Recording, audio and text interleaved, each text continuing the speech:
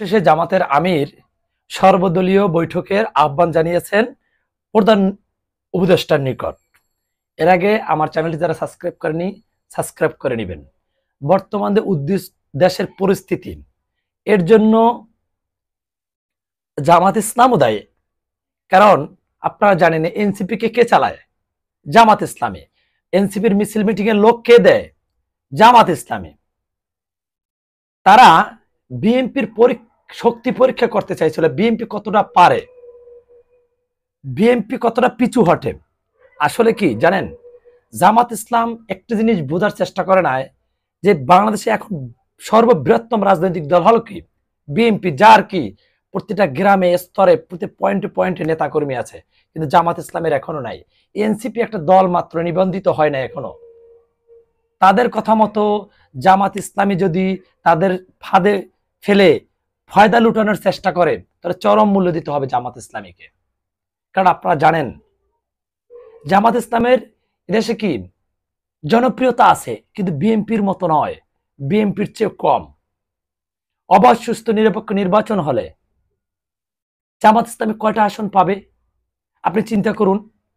Jamaat Islami NCP কে দিয়ে সরাসরি বলতেছে না, এনসিপি কে দিয়ে কি বলতেছে নির্বাচন বিচারের আগে হবে না, আগে স্থানীয় নির্বাচন আগে, এরকম কি তালবাহনা সৃষ্টি করতেছে। কাকে দিয়ে? এনসিপি কে দিয়ে, নিজে সরাসরি বলতেছে না, যাতে বিএনপির সাথে দ্বন্দ্ব সৃষ্টি না হয়। দেখেন সাম্য হত্যা, এখানে কি ছাত্র দলের সভাপতি রাকিবুল হাসান সরাসরি বলছে কি এটা গুপ্ত সংগঠন, শিবিরের কথা বলতেছে। এখন জামাত ইসলামের খেলা ফতুর।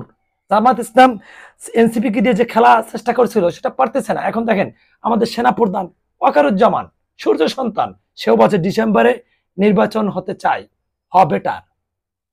কেন হবে না? কি সংস্কার হচ্ছে সে বিষয়ে তিনি অবগত নেই। একজন সেনা প্রধান বর্তমানে কি ইউনূস দাস চালাচ্ছে? না, বর্তমানে দেশের সার্বিক নিরাপত্তা সবকিছু কে দেখতেছে? ওয়াকারুজ্জামান। শিখ জানে না যে কি কি সংস্কার হচ্ছে। অথচ যারা ফয়দা লুটানোর চেষ্টা করতেছে তারা বলতেছে কি পকেট বাড়ি করার জন্য যারা চেষ্টা করতেছে তারা বলতেছে নির্বাচন বিচার হইতে হবে। আসলে কি বাংলাদেশের বিচার এত সহজ? একজনকে ফাঁসি দিলেন, আবার সে আপিল করলো, আবার সে ট্রাইব্যুনালে গেল, কত ঘুরবে? তা নির্বাচন কি এত অপেক্ষা করতে হবে নির্বাচনের জন্য? না। তার মানে জামাত ইসলামের খেলা এখন ফতুর, কিন্তু তারা এখন কি করতে চাইতেছে? এখন আবার কি মুরব্বী সাজছে, জামাতের আমির মুরব্বী সাজছে। অথচ জামাতের আমির যদি বলে বিএনপির সাথে একত্রিত হয়ে যে আমরা নির্বাচন চাই, আমরা একটা সর্বদলীয় সরকার ব্যবস্থা গঠন করব, সব দল মিলে আমরা দেশকে সুন্দর মতো সাজাবো, আমরা এই দেশকে শাসন করবো সবাই মিলে, কিন্তু না, তারা চাই এককভাবে সরকার নির্বাচিত হইতে চায়। সেটা কি সম্ভব? এদেশের মানুষকে জামাত ইসলামকে এতটাই ভালোবাসে, এতটাই তাদের জনপ্রিয়তা, তাদের কি দেখেন 300 আসনে তাদের যোগ্য প্রার্থী আছে? নাই তো। এমন এমন জায়গায় তাদের প্রার্থীই নাই ভালো। আমার আসনটাই আমি চিনি না।